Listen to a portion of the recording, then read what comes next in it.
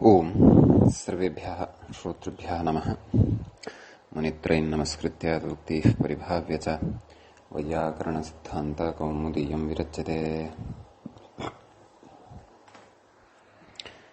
गतपाठे अस्माभिः यद्यत् पठितं तदेकवारं स्मरामः। 32 पाठः गतपाठः आसीत्। तस्मिन् पाठे अस्माभिः गन्धस्येदुत्पूति सुसुरभिभ्यः इति सूत्रस्थः विचारः कृतः। समीचीनम्। तत्सूत्रे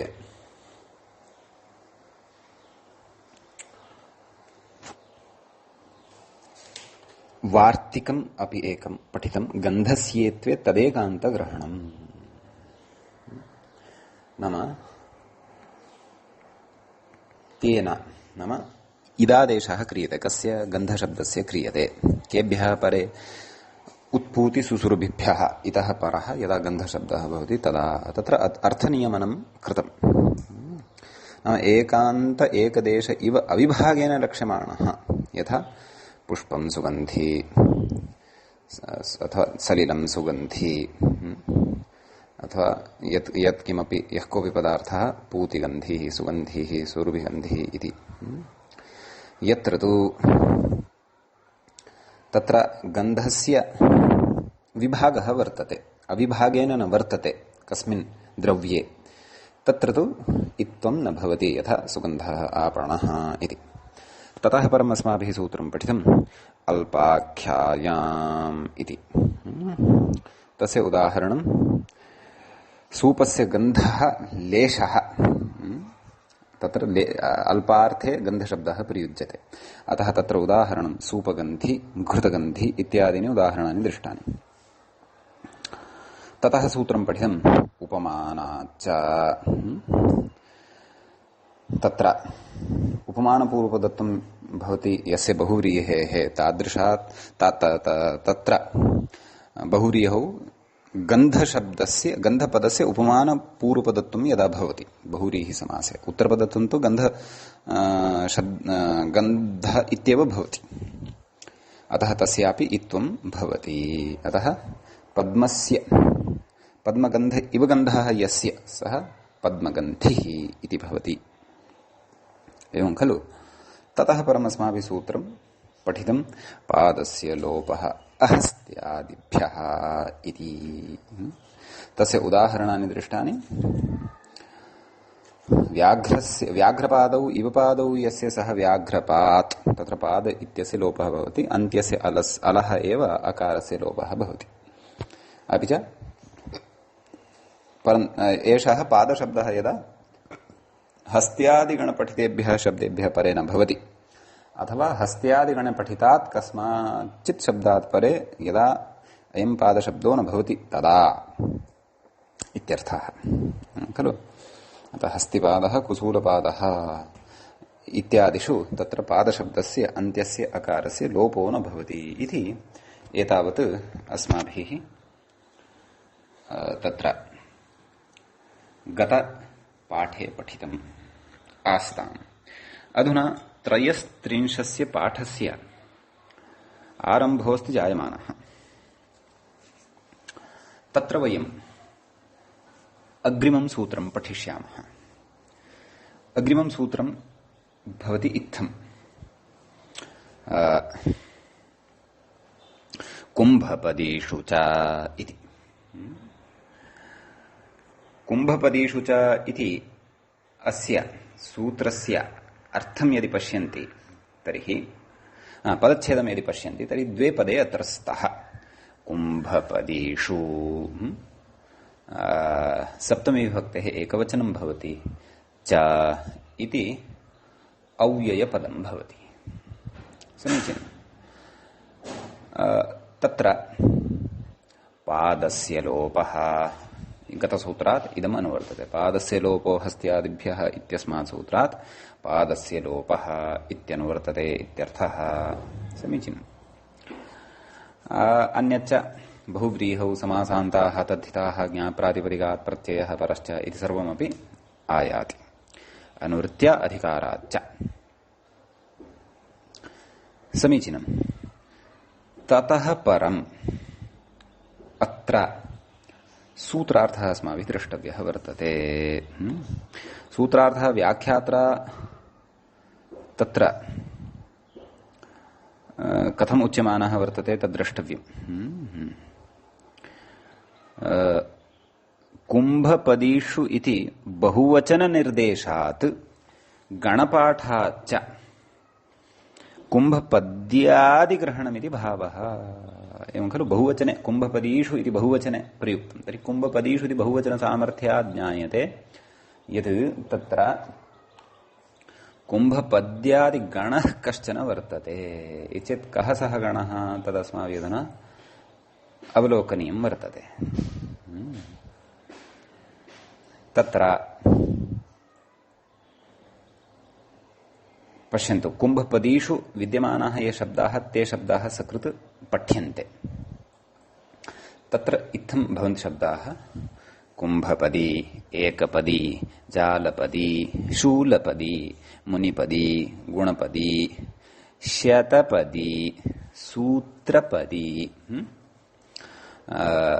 गोधापदी कलशीपदी विपदी तृणपदी एवं खलु अग्रे द्विपदी त्रिपदी ततः षट्पदी दासीपदी शितिपदी विष्णुपदी सुपदी निष्पदी आर्द्रपदी कुणिपदी कृष्णपदी शुचिपदी द्रोणीपदी द्रोणपदी द्रुपदी सूकरपदी शकृत्पदी अष्टापदी स्थूणापदी अपदी सूचीपदी एतावन्तः शब्दः कुम्भपद्यादिगणे भवन्ति समीचीनम् अतः गणपाठः अतः कुम्भपद्य प्रकृते सूत्रे कुम्भपदादिषु इति बहुवचनं बहुवचनान्ततया पाठः कृतः इति चेत् तेन कुम्भपदादिषु क्षन्तव्यः कुम्भपदीषु इति बहुवचनान्ततया पाठः कृतः तेन ज्ञायते अत्र कश्चन गणः वर्तते अत्र बहवः केचन शब्दाः पठिताः वर्तन्ते इति एवं किल अतः सूत्रार्थः इदानीं द्रष्टव्यः मूले किमुच्यते कुम्भपद्यादिषु पादस्य लोपः ङीप् च निपात्यते स्त्रियाम् इति एवं खलु नाम कुम्भपद्यादिगणे ये शब्दाः पठिताः वर्तन्ते तेषु पादशब्दस्य लोपः भवति इति एकं कार्यम् इदं निपात्यते नाम पादशब्दे अन्ते यः दकारोत्तरवर्ती अकारः अस्ति तस्य लोपः भवति अपि च ङीप् इति प्रत्ययोऽपि निपात्यते तेन एव समीचीनम् एतेन एव सूत्रेण तर्हि स्त्रीप्रत्यय एव कुतः स्त्रीप्रत्ययप्रकरणे इदं कुतः न पठ्यते अथवा तत्र कुतः स्त्रीप्रत्ययप्रकरणे अष्टाध्याय्यामपि स्त्रीप्रत्ययप्रकरणे अथवा कौमुद्यामपि स्त्रीप्रत्ययप्रकरणे कुतः न पठितम् इति चेत् प्रकृते समासान्तः अपि तत्र विधिः क्रियमाणः अस्ति खलु कः सः विधिः इति चेत् पादशब्दस्य लोपः अकारलोपः इति इत्यर्थः अस्तु उदाहरणं प्रविशामः किमिह उदाहरणं कथितम् इति चेत् तत् कथयति अग्रे कुम्भपदी इति मूले उक्तं कुम्भपदी ततः पूर्वं पादः पत् इति उक्तं तस्यापि अस्ति प्रयोजनं क्व कुम्भपदी इत्यत्र प्रयोजनम् अस्ति अस्तु कथं अस्य उदाहरणस्य अर्थः कः इति चेत् विग्रहः कः इति चेत् तत् कथयति कुम्भस्य इव पादौ यस्य इति विग्रहः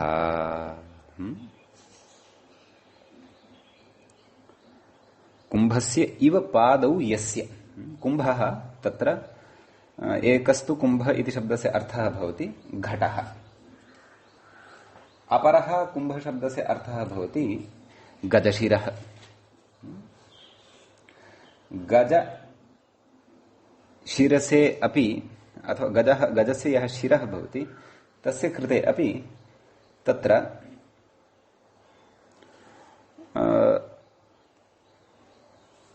कुम्भः इति व्यवहारः वर्तते।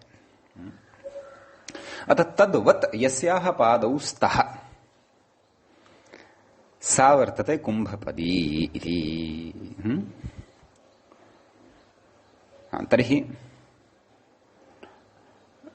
लौकिकविग्रहस्तु कृतः एव कुम्भस्य इव पादौ यस्य, अलौकिकविग्रहः कुम्भ ङस् पाद औ इत्यवस्थायां तद् समासः अनेकवन्यपदार्थे इति समासः न भवति, निपातनेनैव समासः वक्तव्यः। कुतः? यतः तत्र कुम्भस्य इति उच्यते खलु, षष्ठ्यन्तं वर्तते, असामानाधिकरण्यत्वं वर्तते, अतः प्रकृते निपातनादेव समासः वक्तव्यः। बहुव्रीहि समासोऽपि गणेश निपातनवशादेव अवगन्तव्यः। कथयति किम्? पादस्य लोपो अहस्त्यादिभ्यः इति लोपे प्राप्ते तदनुवादेन नित्यं ङीवर्थं वचनम् इति। नाम पादस्य लोपः एव खलु विधातव्यः वर्तते। स तु लोपः एतेनैव सिद्ध्यति केन? पादस्य लोपः अहस्त्यादिभ्यः। तर्हि प्रकृतेऽपि पादस्य लोपः भवितुमर्हति खलु। अतः कथयति इति लोपे सिद्धे, नाम लोपस्तु तेनैव सिद्ध्यति केन? पादस्य लोपो हस्त्यादिभ्यः। तद अनुवादेन, नाम तस्य अनुवादपूर्वकं, नाम यत्कार्यं तेन सूत्रेण उक्तं तत्कार्यम् एतेन सूत्रेण वदता तत्र नित्यतया ङी प्रत्ययः अपि विधीयते इति। कार्यं तु तदेव, यद् पादस्य लोपो हस्त्यादिभ्यः इत्यनेन पादलोपविधायकं कार्यं तु तेन एव, परन्तु प्रकृते नित्यतया ङीप् अपि विधीयते इति एतेन सूत्रेण इत्यर्थः। समीचीनम्। अतः तत्र कुम्भपाद दकारस्य अकारस्य लोपः कुम्भपाद ई इत्यवस्थायां तत्र पादः पत् इत्यनेन सूत्रेण पादस्थानस्य पत् इति आदेशः भवति। कुम्भपत् ई तत्र जष्ट्वात् तकारस्य दकारः भवति खलु। अतः तत्र कुम्भपदी इति सूत्रेण न पादः पत् इति पदादेशः एव अस्ति। तत्र तु चर्त्वात् त इति श्रूयते सूत्रे, पादः पत् इति वस्तुतः पदादेशः स दान्तः एव। तर्हि तथा चेत् तर्हि अत्र जष्टोस्य अपेक्षा नास्ति। अतः कुम्भपद् ई कुम्भपदी इति प्रयोगः सिद्धः भवति इत्यर्थः। समीचीनम्। इति स्त्रियामेव भवति।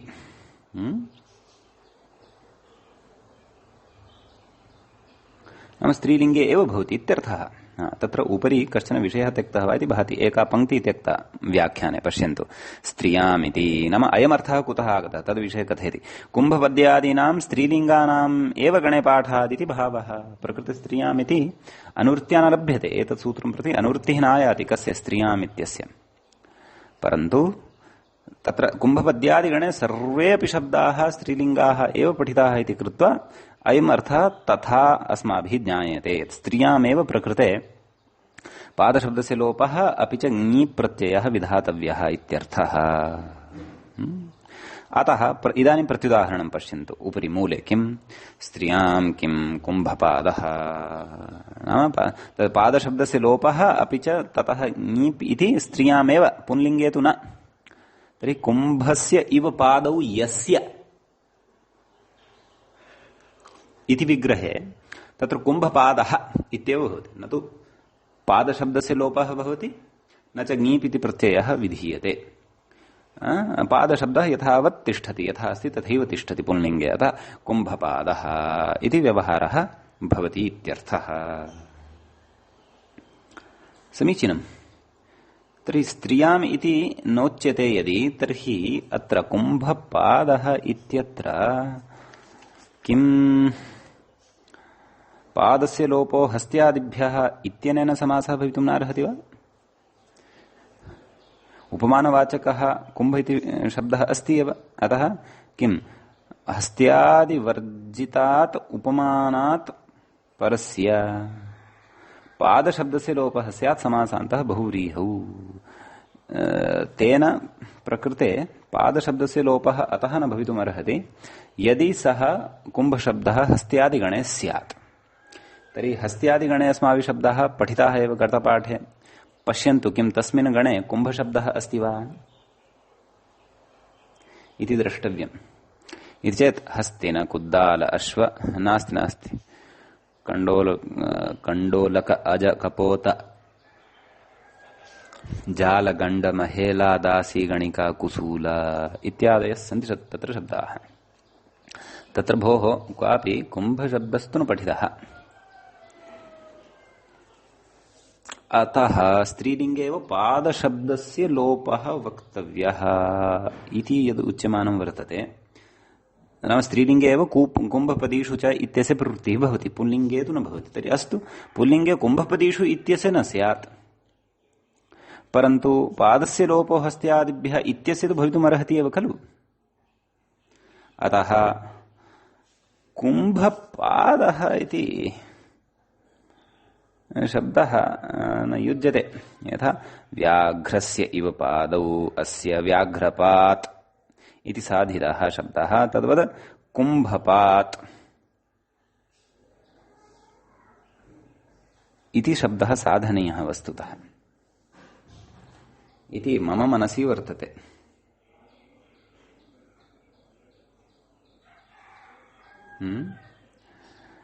अतः नाम एषः दोषः अस्ति वा अथवा तद् पुल्लिङ्गे कुम्भपदीषु इत्यस्य प्रवृत्तिः नास्ति खलु। कुम्भपदीषु इत्यस्य प्रवृत्तिः नास्ति यदि तर्हि गतसूत्रेण प्रकृते पादशब्दस्य लोपः स्यादेव। एकवारं शेखरं पश्यामि, शेखरे कश्चन विचारः अस्मिन् विषये अस्ति वा इति द्रष्टव्यम्। खुरकराभ्यां वानस् नित्यमसि व्रता मेधयोः जायायानिं गन्धस्य दुतपूति कुम्भपदीषु च बहुवचननिर्देशात् गणपाठसामर्थ्याच्च अर्थावगतिः स्त्रीलिङ्गानामेव गणे पाठात् स्त्रियामिति। यदि इह उपमानपूर्वं संख्यापूर्वं च किम् उक्तं शेखरे, यदि इह उपमानपूर्वं संख्यापूर्वं च तस्य सिद्धे लोपे नित्यं ज्ञेयर्थवचनम् अष्टापदीत्यत्र निपातना दीर्घत्वं नैव नैव नैव प्रत्युदाहरणविषये न चिन्त्यमानं वर्तते, परन्तु प्रत्युदाहरणं सर्वैः सर्वत्र लिखितं वर्तते। किं कुम्भपादः इति एवं खलु। तर्हि स्त्रियाम् एव एषा व्यवस्था उच्यते, तर्हि कुम्भपादः इत्यत्र कुतः न भवति इति, अथवा बहुवचनस्य प्रयोगः अयं स्वीकर्तव्यः। कः कुम्भपादः इति बहुवचनान्ततया वा तत्र किम् निर्वाहः कर्तव्यः इत्येव समाधानं, नान्यथा समाधानम्। कुम्भपादः इति प्रथमान्तं नास्ति, प्रथमान्तं पदं नास्ति, बहुवचनान्तं स्वीकर्तव्यं। तत्र ञि प्रत्ययः न विहितः, पादशब्दस्य अकारस्यापि च लोपः जातः वर्तते इत्येव तत्र ग्राह्यं वस्तुतः ज्ञायते। कुम्भपादः इति यदि एकवचनान्तमेव स्वीकृतः प्रयोगः, एकवचनान्त एव यदि स्वीक्रियते तर्हि तु तत्र सङ्गतिर्न भवति खलु।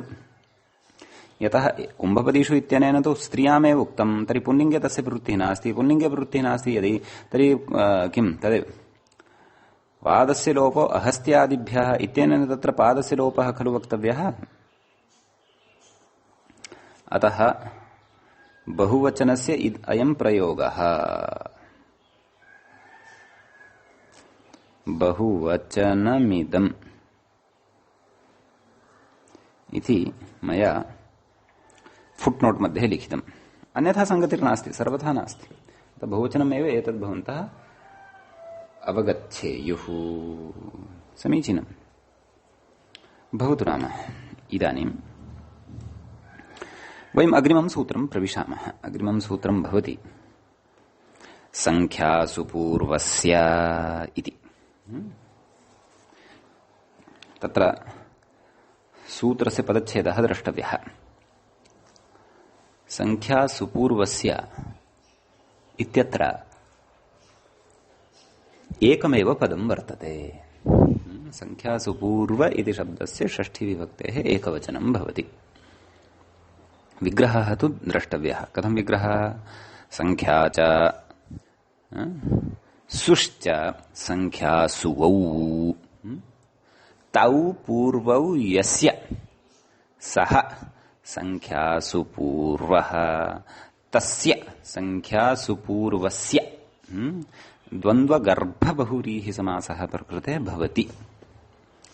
समीचीनम्। किं कथयति? प्रकृते अत्र किम् अनुवर्तनं कस्य कस्य इति चेत् पादस्य लोपः इति अनुवर्तते अत्र। ततः बहुव्रीहौ इत्यस्य अनुवृत्तिः वर्तते। समासान्ताः तद्धिताः ज्ञाप्रातिपदिकात् प्रत्ययः परश्च एते अधिकाराः यथावत् प्रचलन्तः सन्ति। समीचीनम्। एवं तर्हि सूत्रस्य अर्थः द्रष्टव्यः। व्याख्याता किं कथयन् अस्ति पश्यन्तु। व्याख्यात्रा उच्यते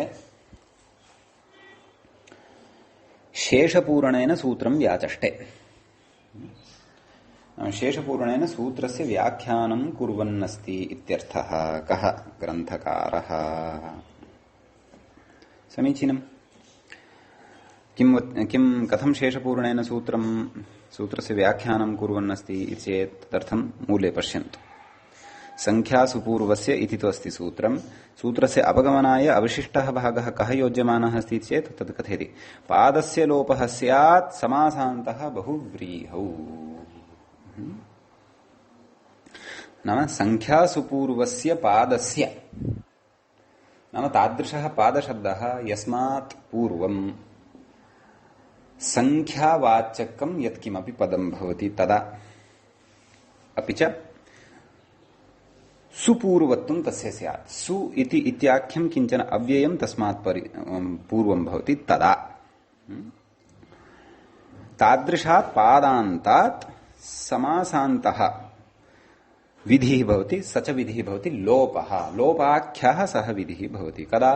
बहुव्रीहौ बहुव्रीहि समासे इत्यर्थः। समीचीनम्। अस्तु, क्रमशः उदाहरणम् अवलोक्यते। उदाहरणमस्ति तत्र द्विपात् इति। ततः पूर्वं किमपि कथयति व्याख्याता। किं कथयति? उपमानात् परत्वाभावात् अप्राप्तौ वचनम्। उपमानात् परत्वाभावात् अप्राप्तौ वचनम् इति। नाम तत्र इतः पूर्वं पादशब्दस्य लोपः अस्माभिः पठितः केन? पादस्य लोपो हस्त्यादिभ्यः, एवं खलु? तत्र तु एकः समयः आसीत्, नाम एकः नियमः आसीत्। नाम उपमानवाचकात् परः एव पादशब्दः अपेक्षितः। प्रकृते तु संख्यावाचकशब्दः यः पूर्वं भवति सः शब्दः उपमानवाचकः न भवति। अपि च तस्य यदा पादशब्दः सुपूर्वः वर्तते, सु इत्यस्यापि उपमानवाचकत्वं न भवति। अतः उपमानवाचकत्वं प्रकृते संख्यायाः अपि च सु इत्यस्य न भवति इति कृत्वा पादस्य लोपो हस्त्यादिभ्यः इत्यनेन सूत्रेण तत्र पादशब्दस्य लोपः कर्तुं न शक्यते। समीचीनम्। अतः अस्य सूत्रस्य अपेक्षा आपतिता इत्यर्थः। भवतु। उदाहरणं किं? द्विपात् इति साधने द्विपात् द्विपाद् विकल्पेन रूपद्वयं भवति। कथं विग्रहः? द्वौ पादौ यस्य इति विग्रहः। अनेकमन्यपदार्थ इत्यनेन समासः, प्रातिपदिकसंज्ञा सुब्लुक्। अलौकिक विग्रह कथं? द्वि औ पाद औ इति। अग्रे सुब्लुकः परं किम् आयाति? द्विपाद इति आयाति। द्विपाद इत्यस्मात् शब्दात् तत्र सुप्रत्ययः भवति। ततः पूर्वमत्र संख्यासुपूर्वस्य इत्यनेन सूत्रेण पादशब्दस्य लोपः भवति। स च लोपः अन्त्यस्य एव अलस्थाने भवति। अतः द्विपाद सु इत्यवस्थायां हल्ङ्यादिनासोर्लोपः वावसाने इत्यनेन वैकल्पिकचर्त्वद्वारा रूपद्वयं लभ्यते। द्विपात् द्विपाद रामात् रामाद् इतिवत्। तच्च अस्माभिः शब्दाधिकारप्रकरणे सविस्तरं पठितम्। समीचीनम्। अग्रे कथयति सुपादिति। एतावता तु तत्र संख्यापूर्वकत्वस्य अस्माभिः पादशब्दस्य लोपः दृष्टः। एवमेव त्रिपात्, चतुर्पात्, षट्पात्, सप्तपात्, शतपात् किमपि तत्र लिमिटेशन् नास्ति। भवतु, परन्तु एतत्तु लिमिटेशन् द्रष्टव्यं यत् तस्य कति पादाः सन्ति, यस्य कृते अस्माभिः अत्र समस्तप्रयोगः, समस्तपदप्रयोगः कर्तव्यः वर्तते इति। अग्रे सुपात् इत्यस्य विग्रहः कथम् इति चेत् शोभनौ पादौ अस्य इत्येवं रीत्या विग्रहः क्रियते। तत्र शोभनार्थे सु इति उपयुज्यते। अतः अलौकिकविग्रहः कः भवति? सु पाद औ। अनेकमन्यपदार्थे समासः प्रातिपदिकसंज्ञा सुब्लुक् सुपाद इति आयाति।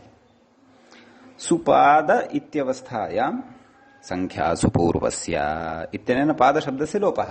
सुपाद इति सुप्रत्ययः हल्ङ्यादिना लोपः सुपाद इति अवशिष्यते। विकल्पेन चर्त्वेन सुपात् सुपाद इति रूपद्वयम् आयाति। समीचीनम्। अतः इदम् उदाहरणद्वयम् अस्य सूत्रस्य भवति। एतावान् एव च विशेषः अस्मिन् सूत्रे भवति इत्यर्थः। समीचीनम्। इदानीं वयम् अग्रिमं सूत्रं प्रविशन्तः स्मः। अग्रिमं सूत्रम् इत्थं भवति। कथम्?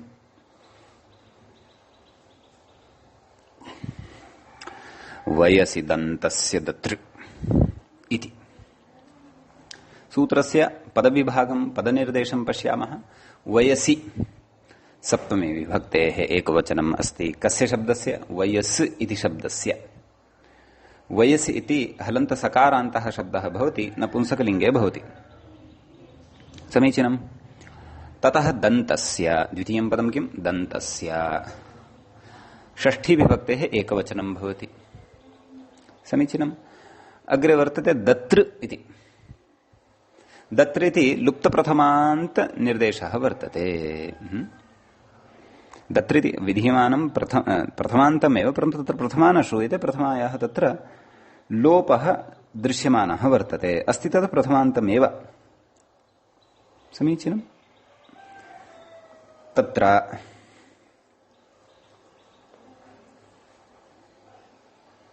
सूत्रार्थः द्रष्टव्यः। किं कथयति? ततः पूर्वमपि अनुवृत्तिं विचारयामः। संख्यासु पूर्वस्य इति समग्रमेव सूत्रमत्र अनुवर्तते। ततः बहुव्रीहौ समासान्ताः तद्धिताः ज्ञाप्रातिपदिकात् प्रत्ययः परश्च एते अधिकाराः अनुवृत्तयश्चापि अनुवर्तन्ते। सूत्रार्थः क्रियते। सूत्रार्थः अवलोक्यताम्। किम्? कुम्भपद्यादिषु क्षन्तव्यः वयसि दन्तस्य दत्र इत्यस्य सूत्रार्थः संख्यासु पूर्वस्य दन्तस्य दत्र इति आदेशः स्यात् वयसि। नाम दन्तशब्दः इदानीं पश्यन्तु, पूर्वं पादशब्दस्य अनुवृत्तिः आसीत् क्व? संख्यासु पूर्वस्य इत्यत्र। अतः पादशब्दस्य लोपः भवति स्म कदा? यदा संख्यापूर्वपदत्वं भवति स्म अथवा सुपूर्वपदत्वं भवति स्म। इदानीं तु पूर्वपदत्वं संख्यावाचकम् एव भवति, नाम पूर्वपदं संख्यावाचकम् एव भवति,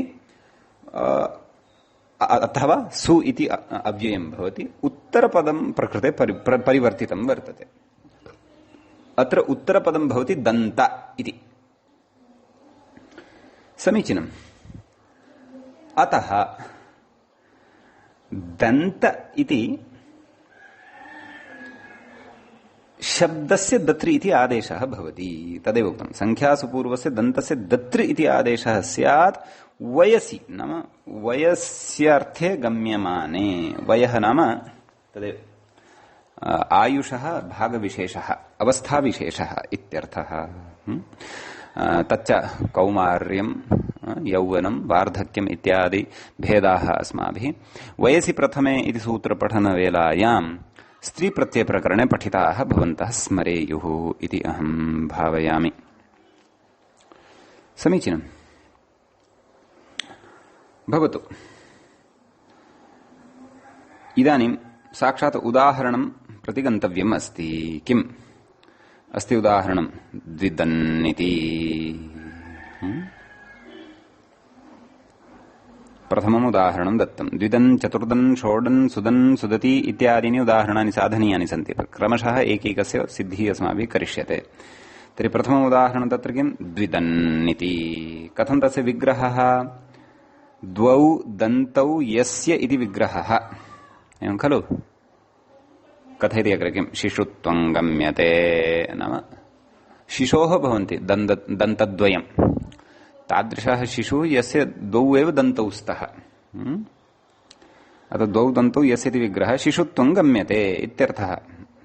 तर्हि अलौकिकविग्रहः कथं?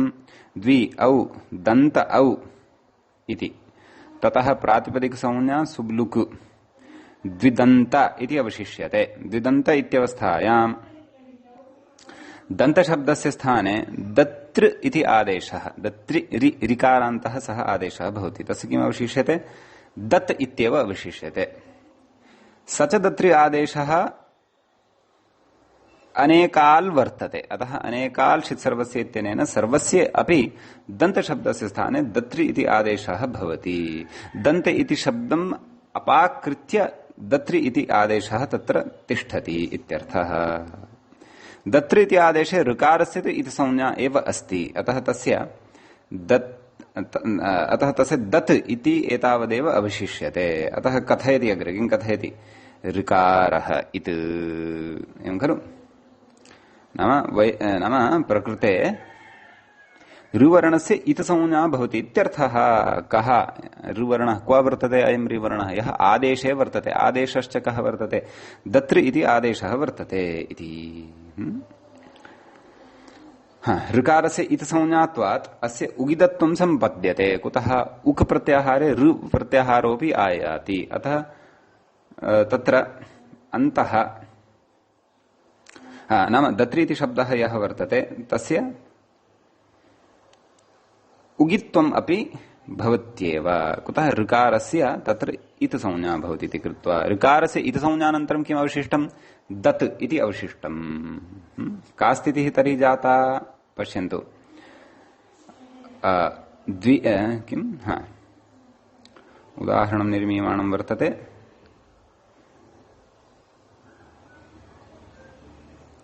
द्विदन् इति। समीचीनं। तर्हि का स्थितिः जाता अधुना? द्वि दत्र तावदेव। दत्र इत्यस्यापि त इत्येव अवशिष्यते। द्वि दत् इत्यतावदेव खलु? अतः द्वि दत् इति अवस्थायां सुप्रत्ययः आयाति। समीचीनं। ततः पूर्वं कथयति एषः किं? व्याख्याता उगित्वान् नुम् उगितचाम सर्वनाम स्थाने धातोः इत्यनेन सूत्रेण नुम् इति भवति। अतः उगिदत् न उगिदत् इति शब्दः आसीत् खलु? उगिद न त सु एषा स्थितिः लब्धा। उगि द न त सु यथा दत्रादेशः इति कृतः अस्ति खलु? अतः सः बुद्धौ स्थापनीयः। दत्रादेशानन्तरं स्थितिः लब्धः वर्तते। द्वौ दन्त द्विदन्त इति। तस्मात् अस्माभिः प्रत्यय दन्त इत्यस्य अस्माभिः किं कः अन्तादेशः कृतः वर्तते? दत्रि इति आदेशः कृतः वर्तते। दत्रि इत्यस्य किम् अवशिष्यते? दत् इत्येव खलु अवशिष्यते खलु? तर्हि दत् इत्यस्य तत्र स्थिति दत् इत्येव तत्र अवशिष्टः भवति विग्रहे अपि विग्रहात् परमपि। अतः किम् उच्यते तत्र द्वि दत् इति स्थितिः लभ्यते खलु। तर्हि तत्र उगितत्वान् नुम् भवति। अतः द्वि दन्तासु इत्यवस्थायां संयोगान्तस्य लोपः इत्यनेन संयोगान्तस्य लोपः भवति।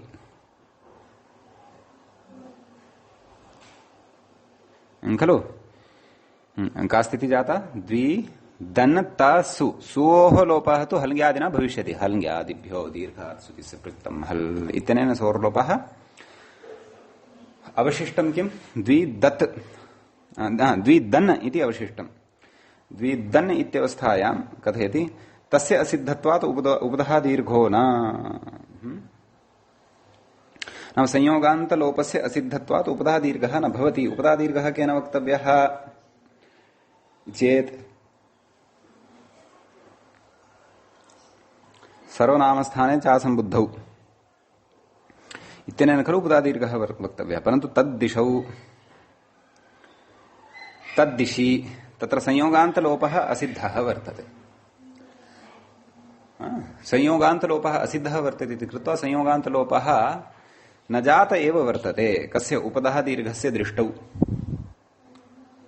अतः प्रकृते उपधा संयोगान्तलोपस्य अभावात् उपधः वर्णः एव न लभ्यते। कः दकारोत्तरवर्ती अकारः द्विदन् इत्यत्र विद्यमानः दकारोत्तरवर्ती अकारः यः उपधः भूतः वर्तते सः तम् उपधात्वेन न पश्यति। कः उगितां सर्वनामस्थाने धातोः इति क्षन्तव्यः सर्वनामस्थाने चासंबुद्धौ इति इत्यनेन खलु उपधः दीर्घः भवति। अतः एतेन उपधः दीर्घः प्रकृते न भवति। कुतः यतः तत्र संयोगान्तलोपः एव न जातः वर्तते। संयोगान्तलोपः कस्य दृष्टौ अस्य दृष्टौ कस्य दृष्टौ उपधः दीर्घविधायकशास्त्रस्य दृष्टौ। तर्हि उपधः दीर्घविधायकशास्त्रस्य दृष्टौ यदा संयोगान्तलोपः एव न जातः वर्तते तर्हि तत्र तथैव तिष्ठति। तर्हि यदि तथैव तिष्ठति तर्हि तसहितस्य उपधः वर्णः कः भवति इत्येतत् न इति भवति।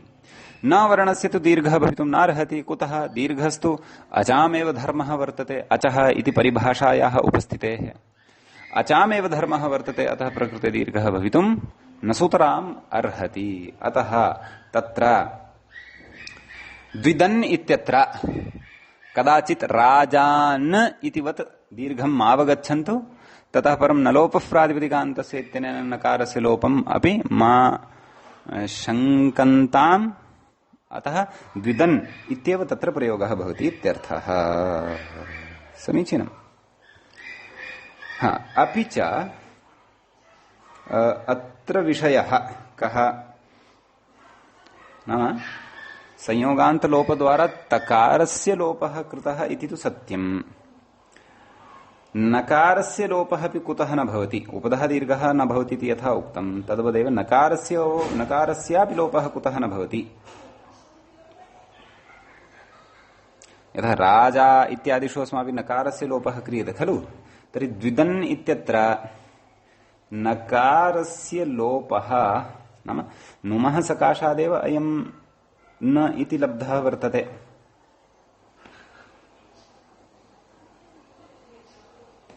सत्यं सत्यं सत्यं सत्यं नकारस्य लोपः कुतः न भवति ज्ञातं वा।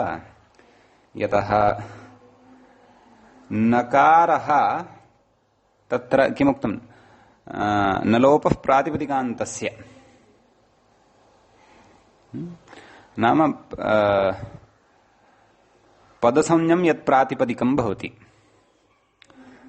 तस्य नकारस्य लोपः क्रियते। प्रकृते तु यः नकारः वर्तते सः नकारः प्रातिपदिकस्य नास्ति खलु। यतः राजन् इत्यादिषु तु यः नकारः वर्तते सः तु प्रातिपदिकस्य एव भवति।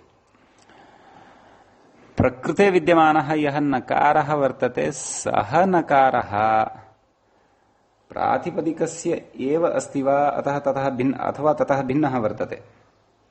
नुमागमद्वारा सः तत्र नकारः लब्धः वर्तते।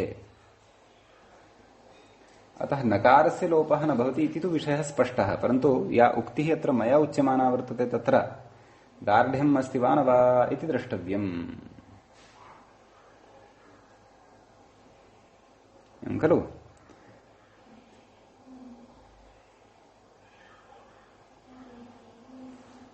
अतः तत्र अयमेव विचारः कर्तव्यः यत् नाम प्रातिपदिकस्य अयं नकारः नास्ति, अयं तु आदेशभूतस्य नाम तत्र दन्त इत्यस्य स्थाने दत्र् इति आदेशः कृतः वर्तते, तत्रापि आगमद्वारा अयं नकारः लब्धः वर्तते इत्यर्थः। वस्तुतः अत्र एवमस्ति विचारः, पश्यन्तु,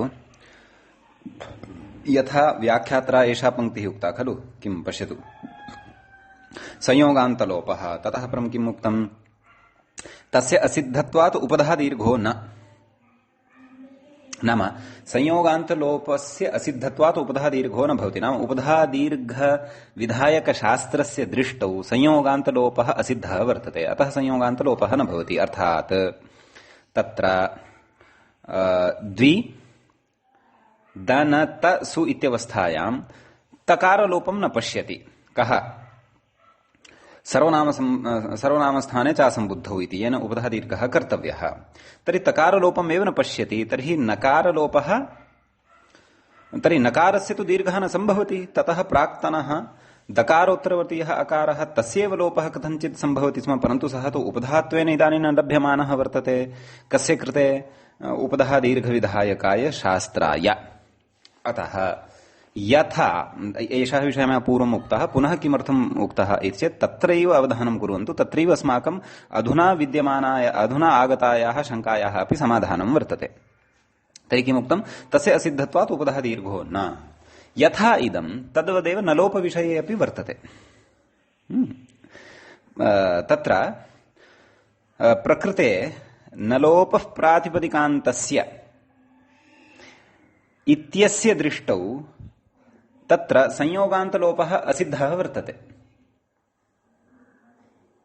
एवं खलु। नाम संयोगान्तलोपः असिद्धः वर्तते इति कृत्वा नकारस्य लोपः अपि न भवति, केन, न लोपः प्रातिपदिकान्तस्य इति। तर्हि संयोगान्तलोपः असिद्धः कथम् इति चेत् एतयोः तत्र स्थितिः कथं वर्तते, कथञ्च असिद्धत्वं भवति इति विचारणीयं भवति।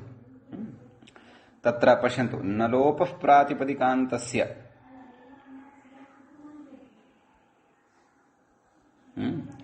इति सूत्रं तत्र त्रिपाद्यामेव भवति, त्रिपादिभूतं भवति, अष्टमाध्यायस्य द्वितीयपादस्य सप्तमं सूत्रं भवति इदम्। अपि च संयोगान्तस्य लोपः इति सूत्रं क्व भवति इति चेत्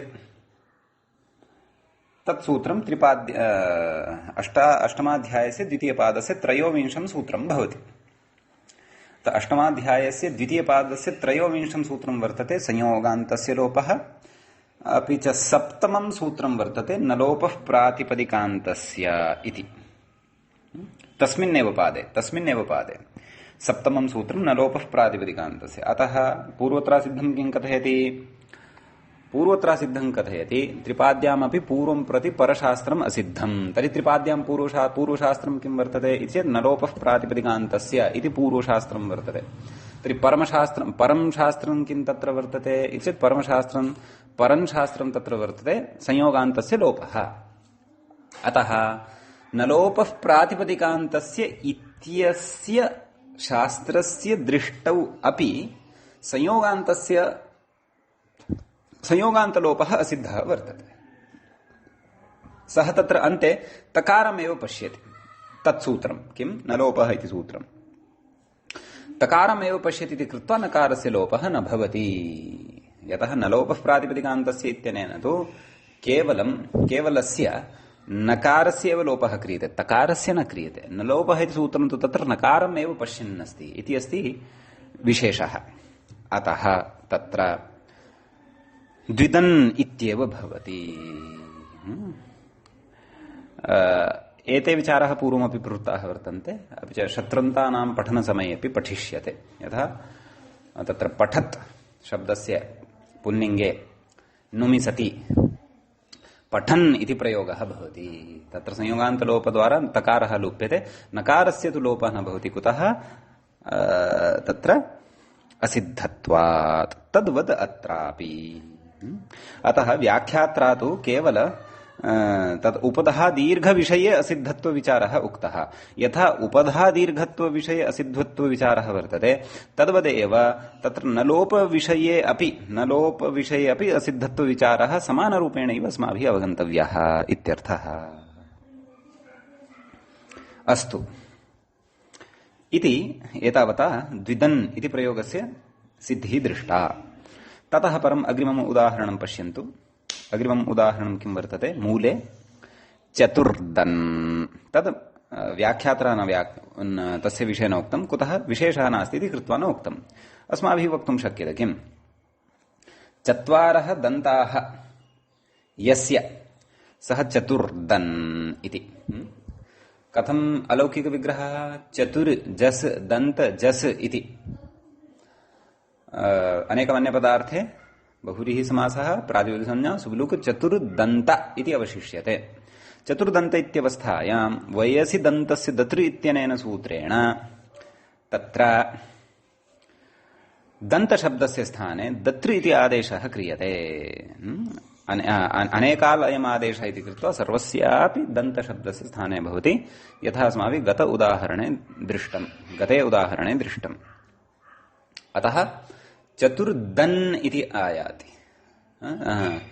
ततः आदेशः कः कृतः? दतृ इति आदेशः, रुदित् सः आदेशः, ऋकारस्य इति संज्ञा भवति। चतुर्दत् इति स्थितिः लब्धा। चतुर्दत् इति। चतुर्दत् इत्यवस्थायां नुमागमः उगितिजां सर्वनामस्थाने इत्यादि सूत्रेण नुमागमः। कुतः? उगिदत्वम् अस्य वर्तते। अतः नुमागमे सति चतुर्दनत् सु संयोगान्तलोपः। चतुर्दन सु आदौ सोः हल्ङ्यादिना लोपः कर्तव्यः, ततः संयोगान्तलोपः। समीचीनम्। ततः नलोपः तु न भवति। कुतः? संयोगान्तलोपस्य असिद्धत्वात्। उपतः दीर्घोऽपि न भवति संयोगान्तस्य असिद्धत्वात्। अतः चतुर्दन् इति प्रयोगः लभ्यते। द्वौ दन्तौ यस्येति इति विग्रहे एतस्य कृते किम् उक्तवान् आसीत् व्याख्याता? शिशुत्वं गम्यते इति। नाम शिशोः कृते वक्तुं शक्यते यस्य द्वौ एव दन्तौ उत्पन्नौ भवतः। अरे अयं तु द्विदन् अस्ति। एवं किञ्चित् शैशवावस्थातः किञ्चित् तस्य दिनानि अतीतानि भवन्ति, द्वौ इतोपि दन्तौ आगतौ भवतः, तदा वक्तुं शक्नुमः एषः द्विदन् वर्तते, एषः चतुर्दन् वर्तते इति। समीचीनम्। एवमेव तत्र प्रयोगान्तरं साधनीयम् अस्ति अस्माभिः षोडन् इति। समीचीनम्। षोडन् इति भवन्तः स्मरेयुः। अस्माभिः तत्पुरुषप्रकरणे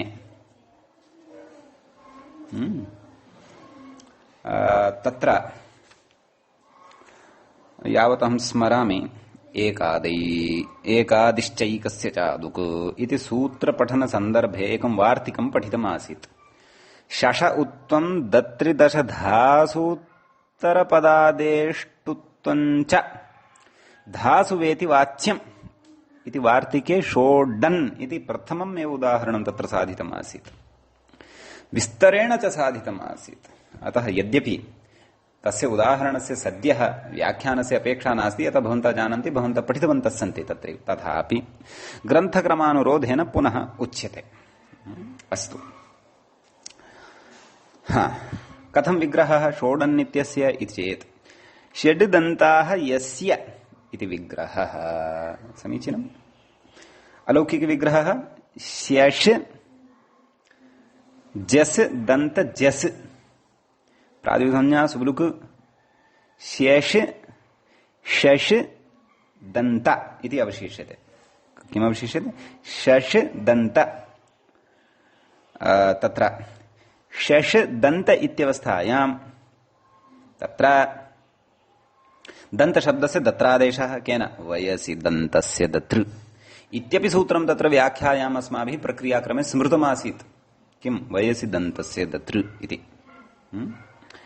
अतः अत्र किं भवति चेत् दत्रादेशात् परं का स्थितिः लब्धः चेत् शश दत् इति स्थितिः लब्धः। समीचीनं। ततः शश उत्वं दत्र दश धासूत्रपदादेष्टुत्वं च धासुवेति वाच्यम् इत्यनेन वार्तिकेन तुत्वम् उत्वं च। समीचीनम्। एवं खलु अत्र लेखनदोषः जातः अस्ति अथवा व्याख्यातुः लेखनप्रमादः जातः अस्ति। तेन उक्तं किं शश उत्वम् इति ष्टुत्वोत्वे असङ्गतम्। तेन वार्तिकेन ष्टुत्वं न विधीयते, टुत्वम् इति विधीयते। अथवा परवर्तिभिः लेखकैः तत्र अथवा सम्पादकैः तत्र टुत्वस्य ष्टुत्व इति असाधुपाठः कृतः। ष्टुत्वं न विधीयते, टुत्वं विधीयते। अस्तु, तर्हि तेन वार्तिकेन प्रकृते कस्यां स्थितौ शश दत् इत्यवस्थायां टुत्वं विहितम्। अर्थात् शश इत्यत्र ष वर्णः यः अस्ति तस्य स्थाने टवर्गः विधीयते। तत्रापि स्थानसाम्यात् टठ ड वर्णः प्रकृते आगत्य तिष्ठति षड् इति। द्वितीयं कार्यं तेनैव वार्तिकेन किं क्रियते? उत्वं। शश इत्यत्र विद्यमानः षकारोत्तरवर्ति यः उकारः तस्य उत्वं विधीयते।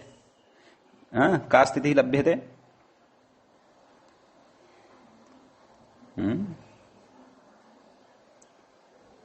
एकक्षणं षोडन् इति खलु अस्माभिः निर्मातव्यः अस्ति प्रयोगः।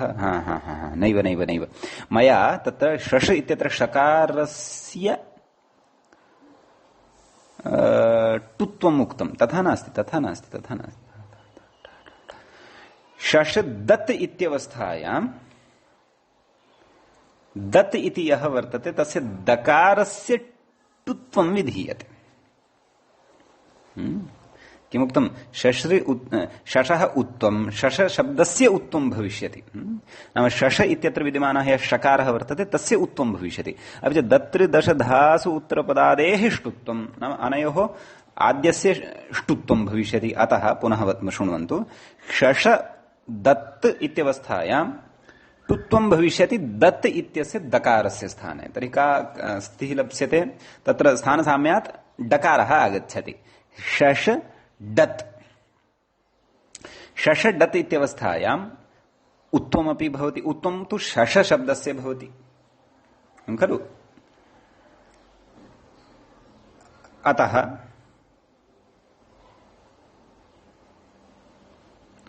शशः उत्वम् इति तत्र वार्तिके उक्तम्। अतः शश शब्दस्य एव उत्वं भविष्यति। अतः शश इत्यत्रापि अन्त्यः अल् यः वर्तते ष तस्य उ इति भवति। का स्थितिः आयाता? ष उ डत्। ष उ डत् इत्यवस्थायां गुणः ष उ अनयोः गुणसन्धिः भवति। षो डत् इति लभ्यते। षोडत् इत्यवस्थायां डत् षोडत् इत्यस्य हृदित्वात् नुमागमः उगितिचां सर्वनामस्थाने इत्यनेन।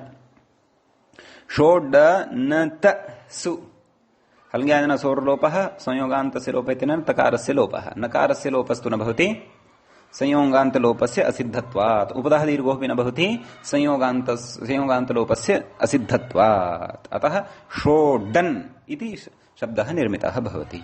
कः अर्थः? षट् दन्ताः यस्य सः षोडन् इति भवति।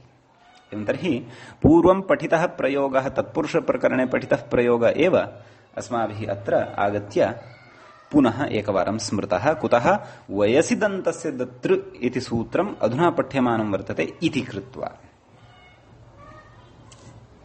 समीचीनम्। अस्तु,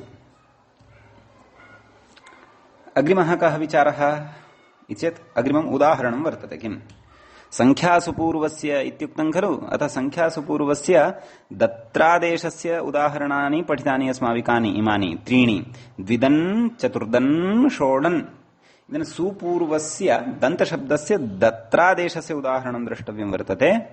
सुदन् सुदति इति उदाहरणद्वयम्। समीचीनम्। कथं विग्रहः सुदन् इति सुदन्नादौ निर्मामः?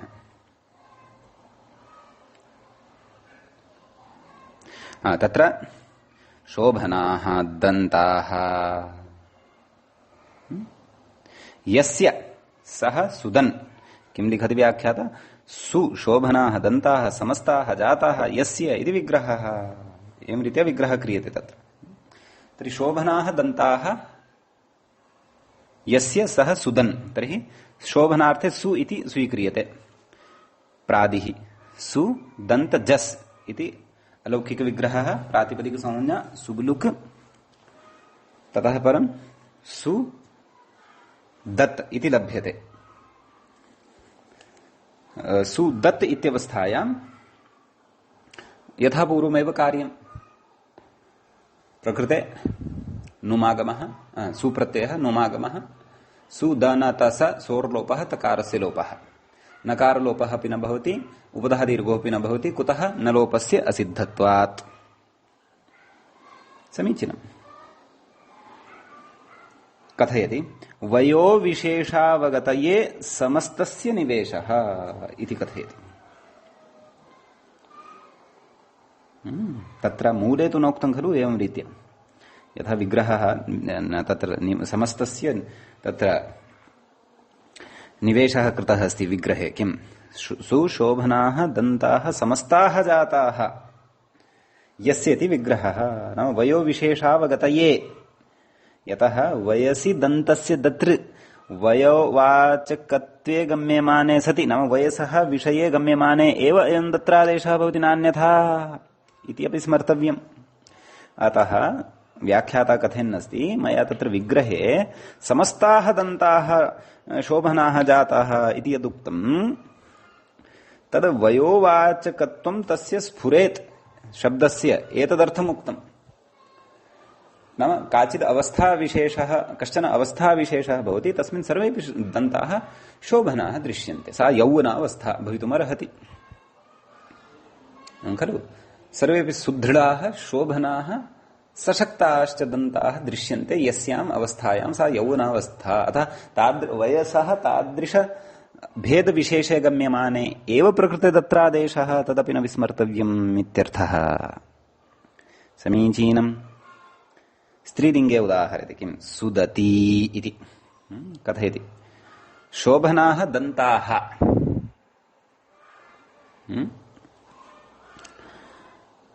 समस्ताः यस्याः इति विग्रहः, दत्रादेशः। पूर्वदेव सुदत् इति शब्दः लभ्यते। सुदत् इत्यवस्थायां तत्र नीप् इति प्रत्ययः भवति। उगितश्च, कुतः? रिदित्वं वर्तते, अतः रिदित्वात् नीप् इति आदेशः भवति।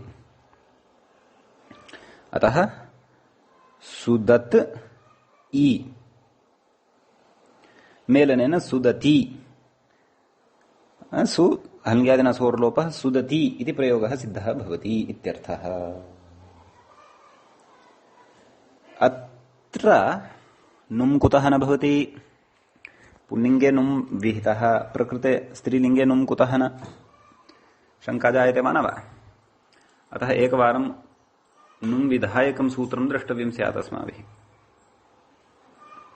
उगितजां सर्वनामस्थाने अधातोः किमुच्यते? उगिताम् अङ्गानां धातुवर्जितानाम् अञ्चतेश्च सर्वनामस्थाने परतः नुमागमः भवति खलु। भवान् भवन्तौ भवन्तः, पचन् पचन्तौ पचन्तः। स्त्रीलिङ्गे तत्र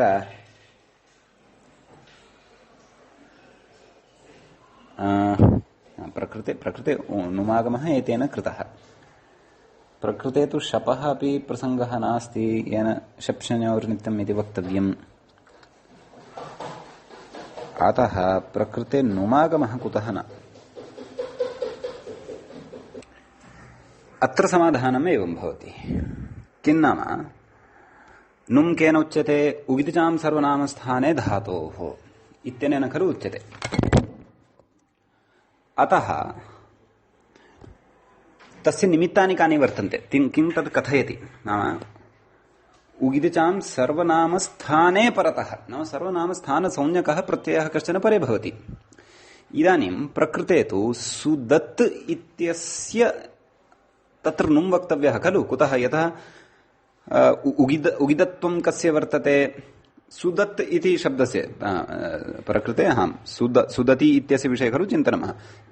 सुदत् इत्यस्य उगिदन्तत्वं वर्तते, परन्तु षोडन् चतुर्दन् इत्यादिषु सर्वेषु अपि प्रयोगेषु, द्विदन् इत्यादिषु सर्वेषु अपि प्रयोगेषु सर्वनामस्थानसंज्ञकः सु इति प्रत्ययः आदौ क्रियते, ततः परं तत्र नुम् भवितुम् अर्हति। अतः दन् सुदन् षोडन् इति तत्र नुमः नकारः श्रूयते। प्रकृते तु स्त्रीत्वविवक्षायां तु सुप्रत्ययात् अपि पूर्वं तत्र स्त्रीप्रत्ययः आदौ आयाति। सः कः? ङीप्। अतः ङीपश्च सर्वनामस्थानत्वं नास्ति। सर्वनामस्थानत्वं तु सु औजस् अम् औट् एतेषां पञ्चानामेव वर्तते। ङीपः सर्वनामस्थानसंज्ञात्वं नास्ति इति कृत्वा सुदत् शब्दात् परः सु इति स्वादयः नाम सर्वनामस्थानसंज्ञकः यः कोऽपि प्रत्ययः न लभ्यते इति कृत्वा तत्र नुमागमः न भवति। अतः सुदत् इ सुदति, ततः परं सुप्रत्ययः आयाति, तस्य हल्ङ्यादिना लोपः भवति। आम्, तर्हि भवन्तः शङ्कां कुर्युः, कथं तर्हि पचन्ति इति प्रयोगः अथवा लिखन्ति क्रीडन्ति इत्यादयः प्रयोगः इति चेत् तत्र नुमः भिन्नं विधानं वर्तते। तत्र शप्ष्यनोर्नित्यम् इत्यनेन नुम् विधानम् अस्माभिः अग्रे पठिष्यते। तत्र तु नुम् भवत्येव। तत्र नदी संज्ञाख्ये वर्णे परतः नदी शप्ष्यनोर्नित्यं तत्र आच्छी नद्योर्नुम् इत्यतः शी नद्योः इति अनुवर्तते। नाम शी परतः नद्याञ्च परतः नदी संज्ञके च परतः तत्र नित्यतया नुमागमः भवति। अतः पचन्ति इत्यादयः प्रयोगाः तु भवन्त्येव। प्रकृते शपः प्रसङ्गः एव नास्ति। अतः कृत्वा अत्र अग्रे न च सर्वनामस्थानसंज्ञकः प्रत्ययः वर्तते, अतः अत्र नुम् न भवति। अतः सुदति इत्येव प्रयोगः तत्र युज्यते इत्यर्थः। समीचीनं। तर्हि शोभनाः दन्ताः समस्ताः जाताः यस्याः सा सुदति इति भवति। अग्रे प्रत्युदाहरणमुच्यते। किं? वयसि किं द्विदन्तः करी इति। द्विदन्तः करी, द्वौ दन्तौ यस्य करिणः, करी नाम हस्ति गजः, यस्य करिणः सः द्विदन्तः। प्रकृते दन्तशब्दस्य दत्रि इति आदेशः न भवति। कुतः न भवति? यतः तत्र वयोवाचकत्वं न गम्यमानं वर्तते। कुतः वयोवाचकत्वं न गम्यमानं वर्तते? दन्तैः इति चेत् तत्र कथयति व्याख्याता। किं कथयति? हस्तिनः सर्वदा द्विदन्तत्वेन एव वयोविशेषा अनवगतिरिति भावः। हस्तिनः तु दन्तद्वयमेव भवति, सर्वदा भवति। जन्मनः मरणं यावत् दन्तद्वयमेव तस्य भवति हस्तिनः। अतः दन्तेन हस्तिनः वयस्सः परिमाणं कर्तुं न शक्यते। एषः 5 वर्षीयः, एषः 10 वर्षीयः, एषः 20 वर्षीयः गजः इति दन्ताभ्यां तस्य वयोविषयः गम्यमानः न भवति, कदापि न भवति। आम्, मानवादिषु तु भवति, मानवेषु भवति दन्तद्वयं। शैशवावस्था, सशक्तौ दन्तौ स्तः, इदानीं किञ्चित् अस्य यौवनावस्था, इदानीं दन्ताः एव पतिताः इति चेत् वृद्धावस्था। तद्वत् गजस्य तु न भवति खलु। गजस्य तु सर्वदा दन्तद्वयमेव भवति। अतः तत्र वयसः विषयः न गम्यते इति कृत्वा दन्तशब्दस्य दतादेशोऽपि न भवति। अतः तत्र दन्तशब्दः यथावदेव तिष्ठति। द्वौ दन्तौ यस्य सः द्विदन्तः करी इति तावदेव। समीचीनम्। अग्रे कथयति, इतोपि प्रत्युदाहरणं ददाति। किं कथयति? सुदन्तो नटः इति। सुदन्तः नटः, शोभनाः दन्ताः यस्य नटस्य, सः सुदन्तः नटः। प्रकृतेपि वयसः विषयः नास्ति। कुतः? यतः कश्चन नटः अथवा कस्मिंश्चित् नटे नटत्वं यद् भवति तन्नटत्वं वयः न गमयति। नटस्तु बालो भवितुमर्हति, वृद्धो भवितुमर्हति, युवापि भवितुमर्हति, यः कोऽपि भवितुमर्हति। अतः प्रकृते वयसः विषयः न गम्यमानः वर्तते इति कृत्वा दन्तशब्दस्य स्थाने दतादेशोऽपि न भवति। अतः सुदन्तः नटः इत्येव प्रयोक्तव्यम् इत्यर्थः। इति एतावान् विषयः एतत् सूत्रगतः वर्तते। अतः एतावत्पर्यन्तं वयम् अद्य पठितवन्तः। एवञ्च 33 अयं पाठः समाप्तिं गतः। 34 पाठः अग्रिमः पाठः भविष्यति। तस्मिन् पाठे वयम् अग्रे अग्रिमान् विचारान् पठिष्यामः। अद्य तावत् अत्रैव मङ्गलं कुर्मः।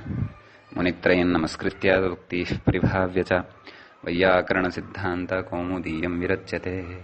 सर्वेभ्यः श्रोतृभ्यः नमः।